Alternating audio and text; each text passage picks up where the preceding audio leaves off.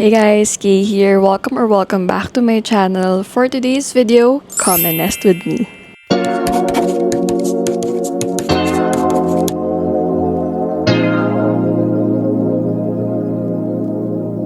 If it feels good, let me know. I saw you right, I make it.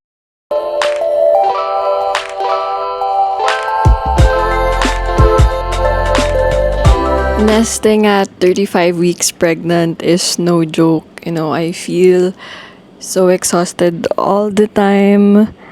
Like if only I can turn back time, I'll probably start my nesting in my second trimester so that we can spread our expenses, yung hindi siya isang baksakan na bilihan.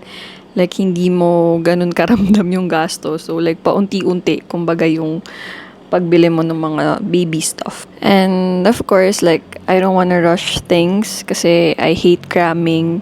But right now, I feel like nagka-cram ako. So, medyo nakaka-pressured. Pero ngayon naman, yun nga, tapos ko naman sa mga clothes niya. So, ang iintindihin ko na lang is yung sa mga hospital bag. Ano pa ba? Mga documents, ganyan. Kasi ako gusto ko talaga as much as possible organized, maayos. Ayoko yung kung kailan the day before, tsaka lang mag-aasikaso, ganun. I'm not that type of person. Kaya gusto ko parang, alam mo yun, gusto ko talaga maayos. Ayoko na nagka-cramming. Baliktad kami ni Mark. Si Mark, parang ganun. Pero of course, sa gantong pagbubuntis, hindi pwedeng ganun. Kaya, ewan ko, ganun yung nafe-feel ko talaga ngayon. Pero yun nga, I'm happy naman with our progress. Siyempre, nagtutulungan pa rin naman kami ni Mark sa pag-aayos. Ayun, happy ako na nalaban na yung clothes ni Baby Jellybean. Pinalaundry namin siya. And then, in-steam ko talaga lahat. And finold ko na, inorganize ko na nga dito sa cabinet. And then, nagupit na si Mark ng mga liner para dun sa cabinet. Para hindi mismo dun nakalagay yung mga organizers. Like, meron pa siyang liner na nakapatong. Like, gets nyo ba? Basta yun. Also, my pregnancy journey isn't a smooth ride. Siyempre, pag napanood yun yung mga previous videos ko about my pregnancy journey, medyo naging maselan din talaga yung pagbubuntis ko, 'di ba? Like every trimester, hindi talaga mawawala yung pagbe-bedrest. Actually, up until now, pinagbe-bedrest ako. Pero yun nga, sabi ko, kasi doc, hindi pa ako tapos mag-nesting. So, kailangan ko magkilos-kilos. Sabi naman ni doc, hindi naman din talaga maiiwasan yun. So, sabi niya, basta mag-ingat nga lang, wag nga na laging akyat-baba sa stairs, and wag yung lakad ng malalayo, ganyan. And iniingat ako naman sarili ko kasi yun nga, habang nagpe-prep naman, nandyan din naman lagi si Mark sa akin, like nakaalalay siya lagi sa akin. Of course, as a first-time mom, I really did a lot of research kung ano yung mga dapat bilhin kay baby.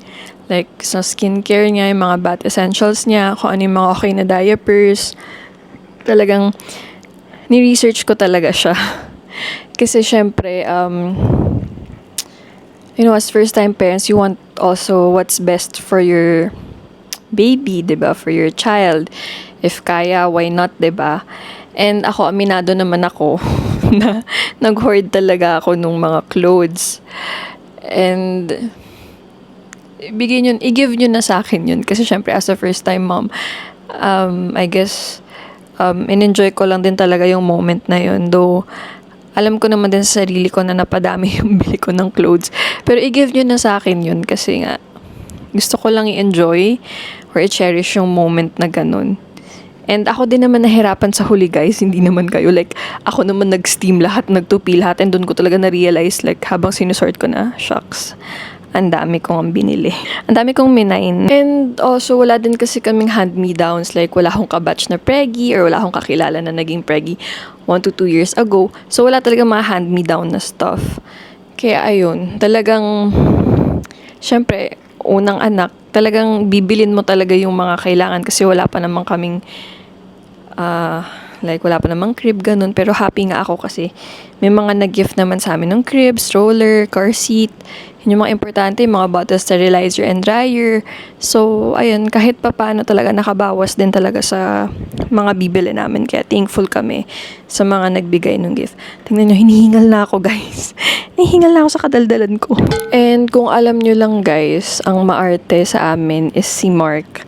If feel nyo maarte ako, oo, maarte ako. Pero nag-a-adjust naman ako kahit papano. Like, ang dami kong ginawang alternative for baby. Like, ayun nga, nag-try ako bumili ng baru-baruan through Orange app, Shopee. And so, habang nagsusort ako, si Mark kasi, like, audience, ganun. Sabi, pakanipis naman yan. Sabi ko, what do you expect? Sa halagang 200 plus lang, like, isang set na siya, like, ang dami ng baru-baruan. Ang nipis talaga, guys, like, kahit pag pinasok mo yung kamay mo dun, kitang-kita mo na talaga yung buong kamay mo dun sa tela. So, manipis talaga siya. Kaya, dun mo talaga maano na mas okay yung mga nasa mall or yung mga branded kasi quality talaga. But, if wala kang budget or nagtitipid ka, yun yung makukuha mong quality, 'di ba? Pero at least yung labas naman din ni baby is summer naman. So, I think hindi ko alam kung summer or bare months pa din. So, depende pa rin kay baby yun. Of course, I just want to say this na I will forever remember those people who check in on me and, you know, made me feel loved. Of course, to Mark for being a good provider and for always taking care of us. Sa amin ni Baby Jellybean, we're so blessed to have him kasi he's really responsible and hardworking. And of course, aside from Mark, I also want to thank my family. You guys know who you are. Thank you for, you know, for just always being there for me. Like, mapa-chat man yan or like, physically. Ewan ko, siguro totoo nga talaga yung nakapagbuntis ka.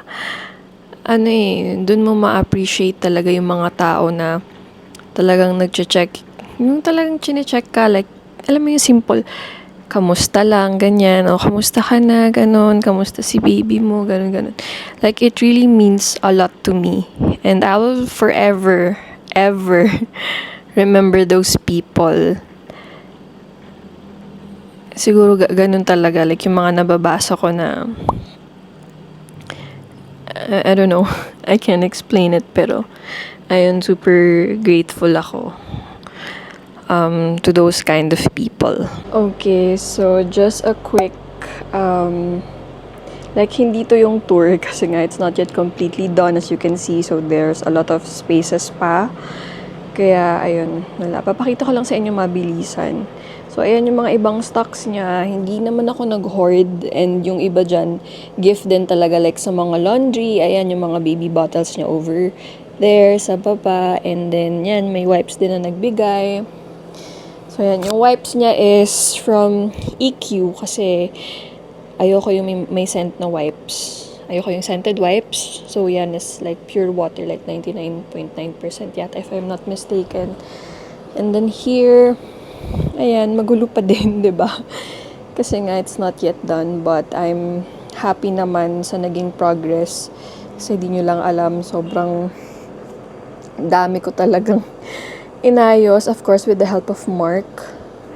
So, ayan, I've decided na yung skincare niya or yung mga bath essentials niya is from Mustela.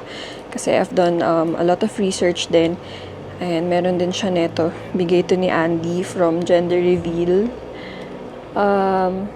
Ayan, hindi pa rin tapos. Kasi nga, hindi ko pa talaga naayos. So, hindi pa to yung final outcome netong cabinet niya. And by the way, ito yung binili namin cabinet from IKEA. So, ito talaga, originally, ito talaga gusto kong drawer, yung Malm. But, naghanap ako ng mas mura.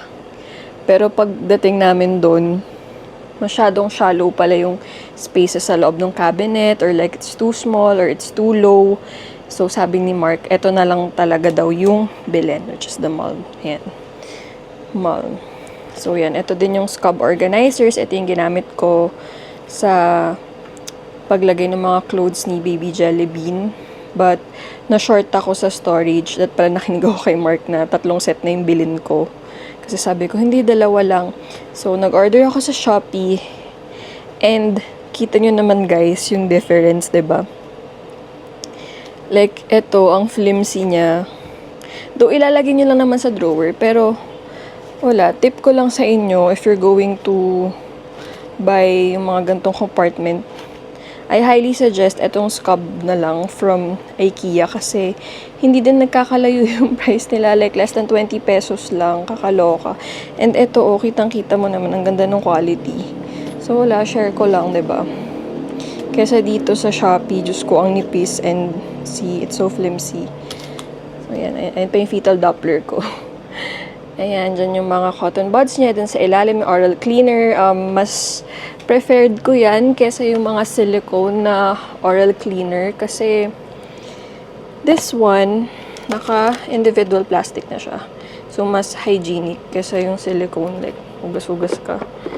Baka mamaya may build-up pa yun ng mga bacteria and so on. So, yan. This one, gift din to ni Andy from Gender Reveal. Hindi pa namin nabubuo yung mga crib, stroller, car seat.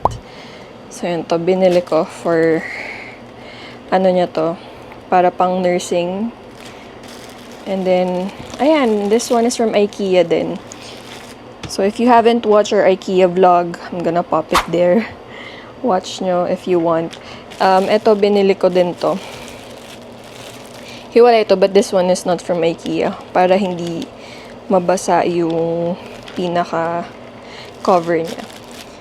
So, ito, quick ano lang. So, yan yung cabinet, yung first row or drawer.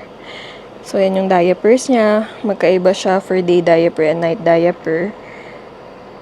Ayan yung mga bonnet niya, mittens, booty, socks, bibs, washcloths, and then, ang cute, oh. Ito na yung suklay niya. Sana makapal lang iyong hair kasi manipis ang hair ni mommy. And then, this one, may nag-gift din ng Gender Reveal. Actually, ito yung kaisa-isang nag-gift sa amin ng Mastella. And ang cute kasi we're going to use this kapag magta-travel para hindi ganito kalalaki yung dadalin. So, kaya hindi ko pa siya nilabas kasi kapag aalis na lang, ito na lang yung dadali namin para mas convenient. So, this one is bigay nung friend ni Mark, si Hannah, and yung fiancé niya. So, thank you so much. So, here sa kabilang drawer, mga clothes niya, yung mga baru-baruan, yung mga nag-gift din nung baru-baruan sa amin. May pants, shorts, rompers, and dito siningit ko na yung sando onesies niya kasi onti lang naman yun. And then, dito naman is yung mga frog suits. So, we have yung frog suits. And then, here yung mga short sleeves onesies niya. And may mga space pa talaga dito kasi nga hindi ko pa siya nalalagyan talaga. Then, yung long sleeves onesies, tops niya, yung mga t-shirt, polo. And then, here, may bathrobe siya, jackets, burp cloths, parehas tong burp cloths, towels, swaddle, and yung blankets niya. Actually, yung mga clothes naman niya, guys, yung nilabas ko is newborn to 6 months. And happy ako kasi hindi pa namin na-occupy itong pinakababa. So, we're planning na dito na lang din ilagay yung ibang stocks niya para, ano na siya, like, lalo na sa diaper. Ayoko na naka-expose kasi yung diaper na alam mo yun, nandito sa open area, 'di ba? Tapos papasuot mo kay baby. So, yun, pakita ko lang din to. Ito yung sa Gender Reveal din, 'di ba? Thank you so much, Dana, sa pag-print. So, yan yung mga umattend tong Gender Reveal namin. So, yun, super happy din ako kasi sa mga binigay din na gifts, alam mo yun, so medyo nakabawas kami talaga. Kaya thank you so much. Ayun lang. Yun pa lang naman yung papakita ko. Kasi medyo magulo pa rin talaga, guys. Like, dito sa sides, pati doon, ang dami pa rin talaga. But, ayun nga, at least may progress, diba, kaysa wala. So yeah, that's it guys. Thank you so much for watching this video. If medyo magulo, pasensya na dahil medyo bangag na din talaga ako these past few weeks. So sobrang daming inaasikaso and pregnancy brain mo. Ayun lang naman. And of course, thank you for always watching my pregnancy diaries. Mag-vlogmas na, my gosh. I'm filming this November 29. Pero feeling ko ma-upload ko tong mga December na kasi depende sa kasipagan ko or kung masisingit ko pa tong pag-edit ng video na to. So yeah, that's it guys. Thank you so much for watching and I'll see you on my next one. Bye!